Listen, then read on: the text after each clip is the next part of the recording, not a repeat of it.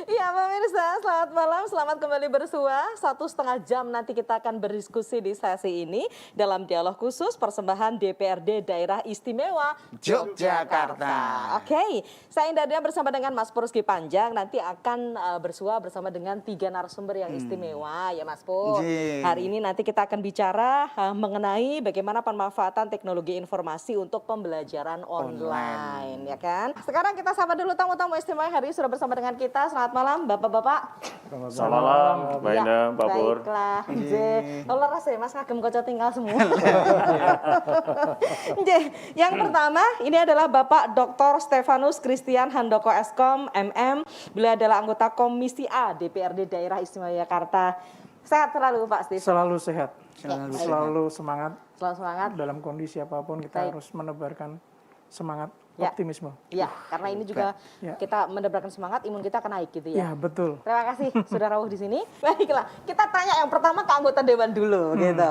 Anggota dewan kita dari kacamata anggota dewan seperti apa? Sebetulnya ya pandemi ini kita semua tidak tahu ya, tiba-tiba kita kena pandemi yang seperti ini. Tapi kan pemerintah dalam ini sebetulnya sudah sigap untuk mengantisipasi, punya program ini, program itu.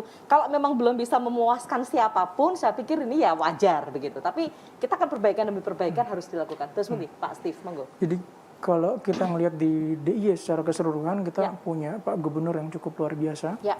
Jadi 2005 beliau sudah memandang bahwa daerah istimewa Yogyakarta itu harus beralih menjadi provinsi yang yang lebih tinggi dibandingkan daerah lain dengan menerapkan TIK.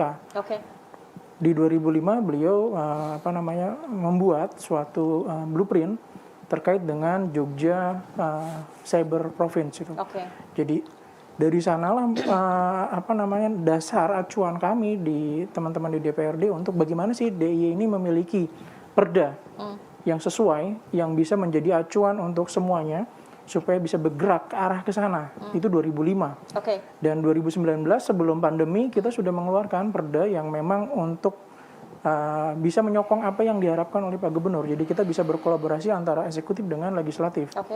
Jadi kalau kita bisa berjalan beriringan, pasti kesejahteraan untuk rakyat juga akan tercapai.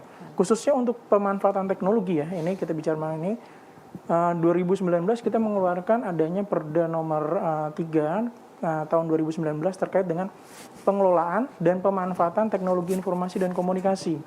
Nah, dari situlah menjadi acuan untuk pemerintah daerah membuat program, menganggarkan, dan kita secara bersama-sama juga setuju terkait dengan program dan anggarannya. Gitu. Sebelum pandemi ada. Sebelum ternyata pandemi ada, tapi kita sudah memiliki payung hukum bagaimana kita memanfaatkan aturan itu untuk menyupport, untuk support. Tadi dijelaskan juga tadi Mas Pur tadi bilang jaringan ya Pak, Jaringan wilayah yang belum mendapatkan terpencil support gitu kan. Nah dari perda itu mensyaratkan gitu mendukung agar pemerintah daerah dalam hal ini adalah Kominfo untuk memastikan jaringan internet. Jadi pemerintah provinsi akan berkolaborasi juga dengan kabupaten kota dalam proses penyediaan internet. Itu yang dilakukan oleh pemerintah supaya masyarakat bisa mengakses internet. Itu kolaborasi antara eksekutif dan legislatif bagaimana kita bisa berjalan beriringan seperti itu. Ya. Pada saat itu ada perda, kemudian itu sudah dilakoni begitu ya. Sudah. Tapi tiba-tiba kemudian pandemi datang. Ya karena ada pandemi, jadi kita lebih mudah lagi, lebih mudah lagi dalam proses penganggaran ataupun realokasi program atau kegiatan yang membutuhkan untuk penyediaan jaringan. Dan kalau kita jadi semacam blessing in disguise ya sebetulnya ya. Kalau Mbak juga tahu kalau Jogja ini kan daerah istimewa ya. Dia punya Undang-Undang 13 2012. Di situ ada pasal 5 bahwa salah satunya adalah mensejahterakan masyarakat. Dan dijabarkan bahwa kesejahteraan itu adalah bagaimana meningkatkan kemampuan masyarakat. Nah, kalau kita definisikan lagi kemampuan masyarakat itu, ya salah satunya adalah pendidikan. Oke. Begitu. Jadi mana mau apa kalau pendidikannya aja tidak bagus. Betul. Nanti dilanjut ya. Oke. Pak Roni dan Pak Erik juga belum menghentikan, tapi nanti dulu simpan dulu informasi yang akan disampaikan ke masyarakat begitu. Ini baru satu aja. Lah seperti iya, ini kok kita. sudah deg-degan. Tapi barangkali ada beberapa sebagian yang sudah terrepresentasikan begitu, tersuarakan apa yang menjadi kendalanya dan sebagainya begitu. Oke, kita ke wakil rakyat dulu. Ini sempat terdengar kabar-kabar yang seperti ini ke Pak Steve? Ya, sejak awal-awal pendidikan pengajaran jarak jauh ya. Keluhan-keluhan sini udah muncul gitu terkait dengan jaringan, sinyalnya susah, kemudian kuotanya, kemudian harga kuotanya, kemudian dari platformnya gitu kan, itu udah muncul. Saya harus pakai apa nih? Pakai Zoom kah, atau pakai ruang guru kah, atau pakai meja kita, atau aplikasi yang lain, ada Google Meeting, ada macam-macam. Masih ada apa banyak sekolahan, banyak kampus, banyak lembaga pendidikan yang masih bingung juga. Karena memang belum dalam proses untuk migrasi ke hybrid. Jadi ada pengajaran jarak jauh maupun kelas gitu. Tahu-tahu ada pandemi, jadi mereka belum mempersiapkan itu.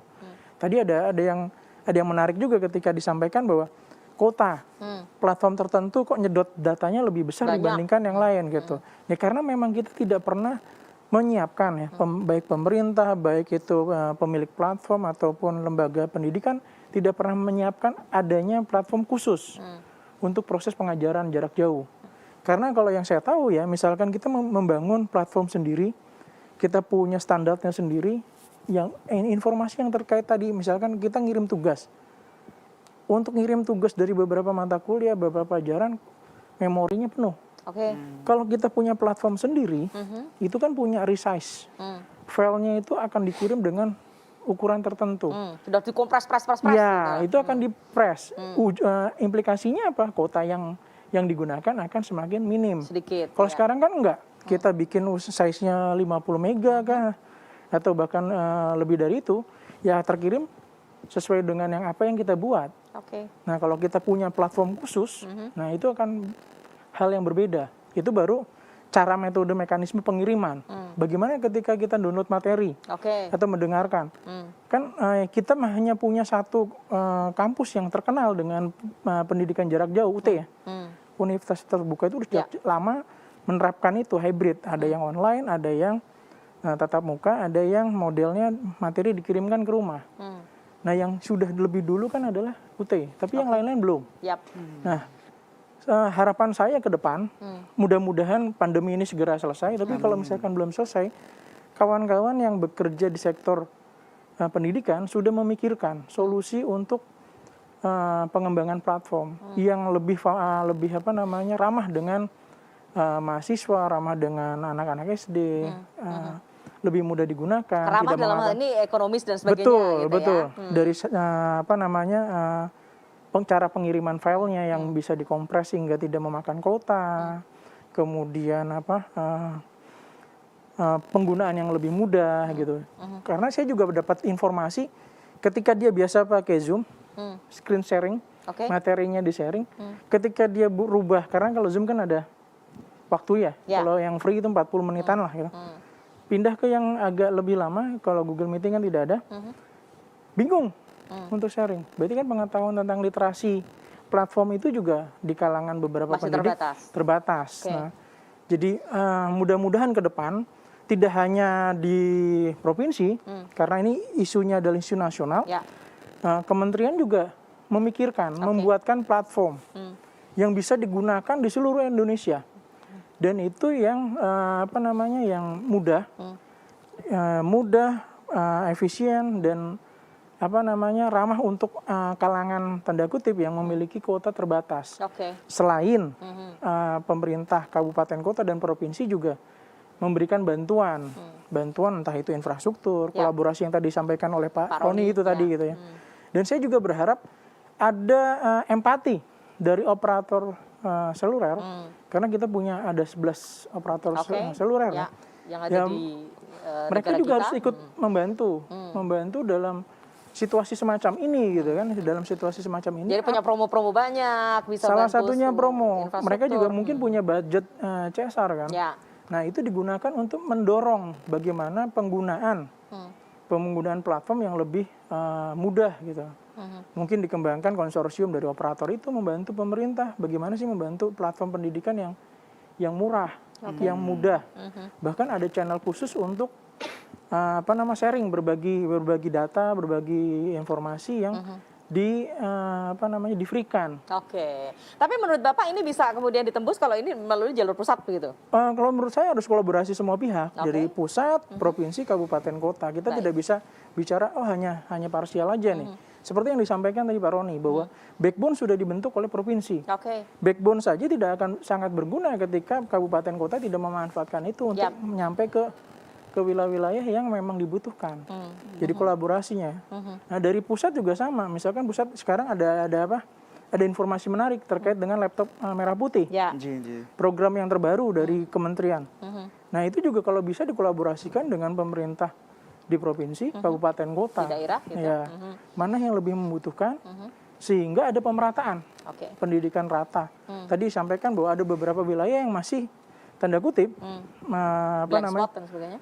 tidak hanya blank spot tapi mungkin kelasnya ya. Grade-nya masih berbeda dengan perkotaan gitu. Kemampuan dan sebagainya. Kemampuan pendidikan, kemampuan infrastruktur, kemampuan literasi dan lain-lainnya perlu disupport dengan teknologi yang dimiliki oleh pusat. Oke. Dengan dorongan tadi pembagian laptop itu kan mungkin akan meningkatkan beberapa wilayah yang tadi tanda kutip tadi itu supaya bisa meningkat. Oke. Nah, itu kolaborasi dari semua pihak itu ya diharapkan. Dan saya berharap di Indonesia banyak pemain perusahaan IT ya yang kelasnya sudah bukan unicorn lagi tapi dekakorn kayak contohnya kalau saya nyebut brand ada Gojek, Tokopedia, ada Grab, Bukalapak. Mereka itu di belakang layar itu pasti punya kekuatan IT yang cukup bagus. Nah, itu harus dikolaborasikan juga untuk bisa bekerja sama dengan pemerintah. Baik di pusat, provinsi, kabupaten, kota. Agar isu bahwa orang Indonesia tidak mampu membangun platform digital untuk pendidikan itu nggak muncul gitu loh. Karena kalau kita ngelihat di Indonesia gudangnya startup, gudangnya Dekakorn di mana di baliknya itu ada orang-orang pinter-pinter. Ya harusnya juga mereka berkontribusi juga membantu. Jadi ada kolaborasi, ada sinergi pihak swasta, pemerintah, akademisi, saya sebagai seorang anggota dewan, legislatif ya membuat payung hukumnya. Bagaimana supaya mereka ini bisa bekerja sama. Untungnya di DIY ini sudah ada Perda 3 tahun 2019. Yang isinya bisa menjembatani kerjasama peran serta masyarakat, peran serta swasta, akademisi untuk bisa memanfaatkan teknologi informasi. Artinya terbuka sebetulnya secara peraturan kepada siapapun, tapi mudah-mudahan ini segera tergerak untuk bisa gitu. Oke, baiklah. Kalau tadi yang dikatakan oleh Pak Steve ini terwujud ya memang kemudian menjadi sangat baik begitu kondisinya. Ya toh Pak Erik? Ya. Oke, anggota dewan kita. Artinya tadi eksekutif sudah melakukan ya dari apa yang dikomunikasikan antara legislatif dan eksekutif kan kemudian ada kebijakan yang itu kemudian dijalankan dan sebagainya. Kan ada fungsi pengawasan dari anggota dewan. Apa yang sudah menurut Anda sudah optimalkah yang dilakukan teman-teman di eksekutif? Ya kalau dari sepanjang waktu sejak Perda itu muncul sampai sekarang sudah cukup lumayan berjalan dengan baik. Dan terkait dengan kita kan terkenal dengan daerah istimewa. Punya dana keistimewaan. Juga itu juga sudah disupport oleh dana keistimewaan. Untuk salah satunya adalah penyediaan percepatan pengembangan backbone itu internet. Jadi itu merupakan suatu gerakan yang menurut saya sudah lumayan gitu, tidak hanya stagnan. Saya mau bekerja hanya A, tapi sudah luar biasa untuk pengembangannya. Dan harapan saya tidak berhenti, inovasi itu tidak berhenti gitu, karena di Yogyakarta ini dikenal dengan kota pendidikan. Gudangnya pengajar-pengajar yang luar biasa. Saya berharap Kominfo dalam hal ini adalah dipimpin oleh Pak Roni sendiri bisa berkolaborasi dengan akademisi, kampus-kampus untuk bagaimana mempercepat pengembangan platform yang memang sesuai dengan Yogyakarta. Kemudian itu yang pertama. Yang kedua, bagaimana meningkatkan kemampuan tenaga pengajar. Saat ini dosen, guru itu sudah kualitasnya di atas rata-rata dibandingkan wilayah yang lain. Tapi ada tapinya ketika dia mengajar di ruang kelas. Oke. Nah, sekarang eranya berbeda. Bagaimana membawa kemampuan yang ahli itu ke dalam dimensi yang berbeda, digital ini. Tadi ada disebutkan bahwa harus menarik kontennya. Oke. Ya kan? Kemudian bagaimana memaparkan dengan efisien.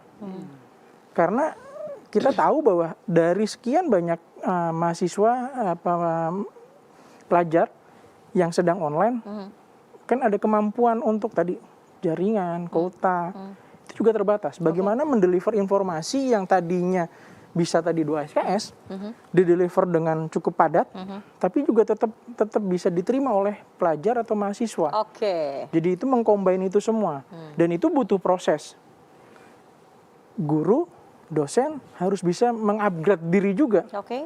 Dan Jadi make it short and simple gitu. iya, itu yang harus dipelajari juga. Bagaimana mendeliver informasi tidak seperti ketika di kelas. Oke. Interaksi 2 arahnya sangat mudah.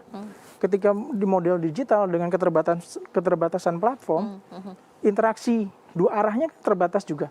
Nah, itu harus bagaimana disolusikan. Dan pemerintah daerah dalam hal ini dinas terkait juga harus mampu untuk membaca itu semua. Artinya ketika nanti di next penganggaran juga harus membuat program yang bisa mendukung ke arah ke sana. Oke. Bagaimana? Jadi perencanaannya harus lebih tajam gitu ya. Harus Ini yang dibutuhin. Harus memiliki proyeksi yang jelas. Oh, ini pandemi ini kira-kira akan berapa lama sih proyeksi? Oh, makin panjang atau nanti akan menurun grafiknya. Penurunan grafik dari COVID, efek ke sektor yang lain bagaimana? Ekonomi, pendidikan, lain-lain. Nah, efek-efek itu harus dipelajari juga untuk mengambil kebijakan. Oh, program nanti untuk menyokong itu. Salah satunya untuk pendidikan. Oke. Untuk pendidikan, apa sih yang bisa didorong? Tadi kita punya backbone. Backbone sudah ada. Mungkin anggaran besok kita tambahkan untuk bagaimana menguatkan literasi digital seperti yang disampaikan Pak Roni tadi. Bagaimana meningkatkan literasi digital, kemampuan terkait dengan digital, pengajaran digital itu di berbagai kesempatan harus disosialisasikan. Oke. Kerjasamanya juga sama. Tadi disampaikan oleh Pak Erik, kampus pasti akan terbuka. Oke. Nah, itu harus disambut. Informasi itu harus disambut oleh pemerintah. Kita datang, kita obrolkan bagaimana langkah selanjutnya agar program di 2022 atau program di 2023 itu bisa sesuai. Karena kalau kita bicara penganggaran di pemerintahan kan nggak bisa kayak kita pengen ini langsung gitu kan, nggak mungkin. Makanya proyeksi. Ini apakah masih ada efeknya di tahun 2022? Nah, ini harus di ini. Dan jadi secara perencanaan pun harus lebih tajam, bisa forecastingnya bagus harus gitu ya. Karena kalau misalkan enggak, kayak sekarang misalkan kita nggak pernah nganggarin untuk membuat platform, kita tidak pernah menganggarkan. Ternyata kebutuhannya ada. Berarti kan perlu ada realokasi dan refocusing yang berbeda. Apakah disetujui? Belum tentu. Kalau nggak disetujui, kan nggak mungkin bisa dianggarkan. Nah, hal-hal itu harus dipikirkan secara matang agar bagaimana peran kita sebagai legislatif maupun eksekutif bisa bermanfaat sekali untuk masyarakat yang sekarang ini memang membutuhkan support dari DPRD maupun eksekutif. Baik, ya. Monggo, Dr. Steve. Ya, ketika kondisi pandemi masih belum selesai, ya pemanfaatan teknologi itu sudah tidak bisa ditunda-tunda. Jadi semua masyarakat, semua level, dan khususnya untuk mahasiswa ataupun pelajar, manfaatkan teknologi untuk menggali informasi. Jendela informasi sekarang itu banyak di dunia digital. Ketika akses internet itu semakin mudah, informasi yang berada di sana untuk digali itu juga semakin banyak. Jadi tidak hanya memanfaatkan waktu kelas digitalnya saja, tapi kita gunakan kesempatan dalam kondisi pandemi ini untuk terus belajar. Belajar baik itu sesuai dengan kelas dan tingkatan, juga bisa belajar secara mandiri, mencari informasi yang berbeda. Perbanyak informasi, perbanyak menggali data dari internet. Itu yang pertama. Yang kedua, saya berharap ada kolaborasi bersama, ada sinergi semua pihak dari akademisi, kampus, pemerintah, dewan bisa berkolaborasi, bersinergi, membuat solusi yang bisa diterima oleh masyarakat. Dan saya yakin dalam kondisi seperti ini, kemampuan kita untuk berkolaborasi, bersinergi dibutuhkan. Yap. Supaya pandemi ini cepat berlalu, kemudian di sektor pendidikan pun kita bisa mendapatkan manfaat yang lebih dengan adanya sinergi dari semua pihak. Baiklah, luar biasa. Semangat untuk penjenengan bertiga. Terima kasih banyak untuk kehadirannya di studio kali ini. Yang sudah disampaikan pastinya akan sangat bermanfaat, menginspirasi dan menggugah siapa saja begitu, supaya tidak akan pernah putus asa. Justru yang harus kita lakukan adalah memperbanyak amunisi ya Pak ya, supaya kita menang begitu di saat pandemi, termasuk dalam dunia pendidikan. Terima kasih Pak Terus. Selamat malam. Assalamualaikum warahmatullahi wabarakatuh. Waalaikumsalam. Waalaikumsalam.